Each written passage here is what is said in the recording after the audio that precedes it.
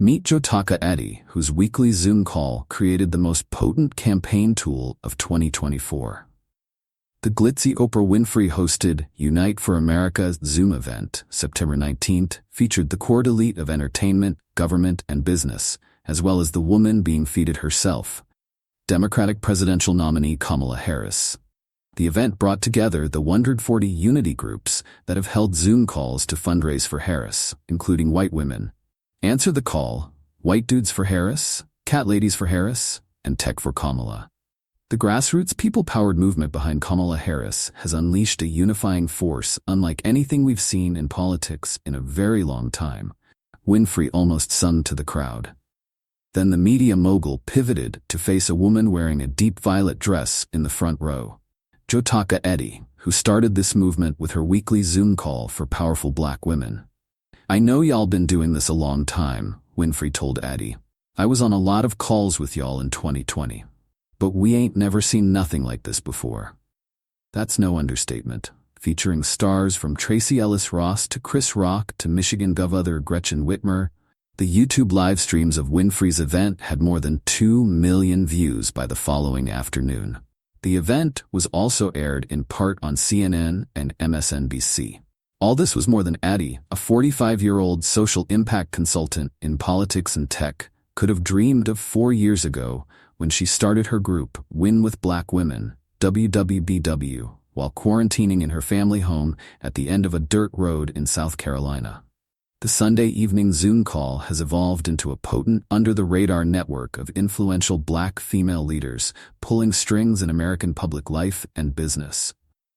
Most weeks the call draws a couple hundred attendees, but in the heady first few hours of Harris's campaign, on July 21st, some 44,000 participants swamped Eaddy's Zoom, with another 50,000 tuning in on other platforms. That call raised $1.6 million for the Harris campaign in one evening, and it set off a wave of Zoom gatherings that have raised many millions more, and made the teleconference platform such a valuable fundraising tool that some have dubbed 2024 the year of the Zoom election. "There's nothing new about black women leading the charge," Eaddy told Winfrey. "It was a moment in our country to show what black women have always done," she explained, invoking women of earlier generations who are not here to see one of their own on the path to the nation's highest office. "It is an honor for all of us to usher in this moment," Eaddy continued, "knowing that those who watered this mighty field are now allowing us to eat of the fruit of the trees." The dizzying ascent of Win with Black Women into the political sphere isn't serendipitous, at least not in the typical sense. Instead, it's the culmination of years of planning, strategizing, and organizing to harness the financial and social capital of black women. "It's about using our collective economic power to demand that we're given a seat at the table," says Shannon Nash, the former CFO of the Alphabet subsidiary Wing. "And, more importantly, building our own table." WWBW has grown mainly from member introductions as an if-you-know grassroots movement. Meghan, Duchess of Sussex, attended the call in 2022 to discuss the press's treatment of black women. Winfrey likes to drop in. Other guests have included the singer Dionne Warwick, the late Hollywood star Cicely Tyson, and the filmmaker Ava DuVernay. It's a power player-filled world, far removed from Eaddy's upbringing, in a humble home on an unpaved road in Johnsonville, SC. She learned public speaking, giving Easter speeches at church. In high school, her debating prowess won her a nomination to attend a conference for aspiring lawyers. But at a cost of $3,000, her parents couldn't afford to send her, Eaddy tells Fortune. "That was the first time she saw the power of a network. Black women in my church and in my community sold chicken dinners and held bake sales to raise money to send me to that conference and to put me on an airplane that many of them have still never been on," recalls Eaddy. At the University of South Carolina, she was the first black woman to be elected student body president. She went on to work for a group seeking to abolish the death penalty. After stints at the NAACP, and with then-Sen Barack Obama's presidential campaign, she headed to Silicon Valley, where she did civic engagement at tech startups.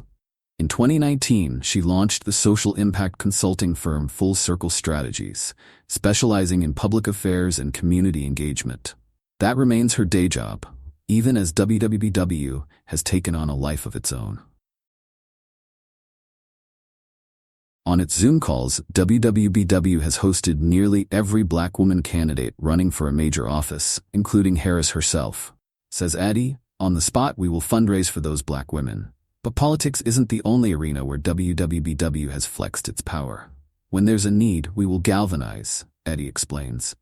"And each participant brings her own assets. I'm a business person, and my lane is to help raise money, write checks, and strategize," says former Amex executive Susan Chapman Hughes, who sits on the boards of Toast and the J.M. Smucker Co. "The beauty of Win with Black Women is that people are like, this is what I bring to the table in terms of skills and capabilities, and from there, we're going to follow your lead, whatever it is you need." After Disney released The Little Mermaid in 2023, featuring a black Ariel and prompting a racist backlash, WWBW bought out over 100 theaters on opening weekend. "It was important for us to support and to send Hollywood a signal that black women are paying attention to the images that they create," says Eaddy. The group has also rallied behind black female authors to help get them on bestseller lists. And it has strategized to support black female athletes. "Black women have always been powerful, but behind the scenes, stage directing," says Ulili Onovakpuri, a managing partner at Kapor Capital. "Now we're saying, no, we want to be center stage, the main character." The group is in its element when going to battle on behalf of black women facing seismic challenges, as Harris is now. The network was one of several hounding the Biden administration to negotiate for the release of WNBA player Brittany Griner from a Russian prison, penning an open letter, launching a social media blitz, and arranging meetings between Griner's wife, Sherelle, and the Biden administration. Tisha Lance Bottoms, the former senior advisor to President Biden, describes Eaddy as the woman who brought Brittany Griner home. Eaddy demurs, pointing out that the network's efforts were part of a larger push. WWBW has often deployed this three-pronged strategy: a social media campaign, open letters to policymakers and government officials, and tapping well-connected insiders to press the case in their respective fields. After Biden nominated Ketanji Brown Jackson to the Supreme Court in February 2022, the network mobilized to fight attempts to discredit her. It offered press training to black women deans and professors at law schools to help them articulate Jackson's legal chops. Members called their senators and attended Jackson's in-person confirmation hearings. "We wanted those senators to clearly see us," says Eaddy, "and to see that if they chose to ask some of the ugly questions that they did, contort her record or misrepresent the truth, we were ready to push back and make clear her qualifications." On June 30, 2022, Jackson became the first black woman to serve on the nation's highest court. Similarly, WWBW mobilized behind the economist Lisa Cook when she was nominated to the Federal Reserve's Board of Governors, launching a splashy social media campaign and call-in lawmakers. On May 10, 2022, Cook became the first black woman to sit on the Federal Reserve Board in its 108-year history. On the July afternoon, when Biden withdrew from the 2024 election and backed Harris, Eaddy told Winfrey, "We wanted to gather in our joy, and we knew that we needed to get to work." That afternoon, Eaddy's group chat with black women leaders began popping off, she recalls. "We were like, okay, this thing is going down. We can't believe this is happening." On a typical Sunday, about 200 women attend the 8:30 p.m. Zoom meeting. But by 5 p.m., a few hundred were already in the waiting room. As the evening wore on, Eaddy's phone was flooded. "I had about 600 missed calls that night from people asking how to get on the evening call." By 8 p.m., Nash and several other regular attendees were unable to join the Zoom. Even Eaddy was locked out. "This person had told this person who had told that person," Nash says. "Someone had to put their phone on speaker for me to tune in." Eaddy switched to a Zoom webinar, which allowed for up to 3,000 participants. "We hit 3,000 immediately," she says. At around 9 p.m., a member with a connection at Zoom reached out to higher-ups to expand their dial-in capacity to 50,000. An hour into the call, television personality and attorney Star Jones created a fundraising link to funnel donations directly to the Harris Victory Fund. WWBW has so far raised $2.6 million for the cause. It's a wondrous thing, says Eaddy. We're seeing black women leaning into their power, and we're like the Avengers coming together.